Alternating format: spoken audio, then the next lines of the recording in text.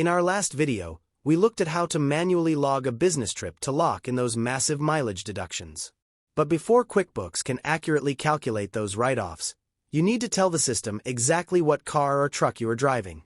Setting up your vehicle profile only takes a minute, and it ensures your IRS log is 100% compliant if you ever get audited. Let's get it set up.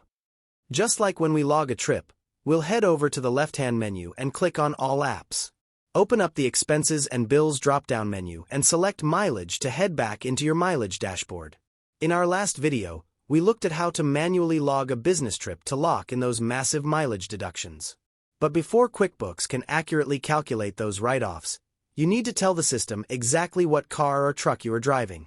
Setting up your vehicle profile only takes a minute, and it ensures your IRS log is 100% compliant if you ever get audited. Instead of clicking the main green Add Trip button, look right next to it. Click that tiny drop-down arrow and select Manage Vehicles. This will bring up a list of your active cars, like your primary vehicle. To drop a new car into the system, go right down to the bottom right corner of the side panel and click the green Add Vehicle button.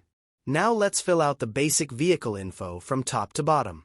Pick your vehicle type from the drop-down, then write a quick description under vehicle make and model, like Ford F-150. Type in the vehicle year, and then select whether you own or lease it using the radio buttons. Next up are the dates. Enter the exact day you purchased or leased it, followed by the date placed in service, which is the first day you actually started driving it for business use. Right below that, if this is the vehicle you drive the most for your business trips, flip the Set as Primary Vehicle toggle to On. Finally, drop down to the Tax Info section. QuickBooks asks how you want to record your mileage. For most automated tracking, you'll want to select by business use of vehicle. Right below that, enter your estimated business use percentage for the year.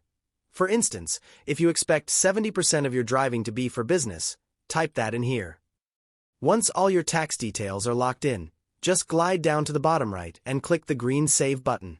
Your new car is officially saved in your digital garage, and it will automatically show up in your trip log options moving forward. If this quick setup guide helped you get your vehicle squared away, drop a like, subscribe, and consider hitting that join button to support the channel. Thanks for watching, and I'll catch you in the next one.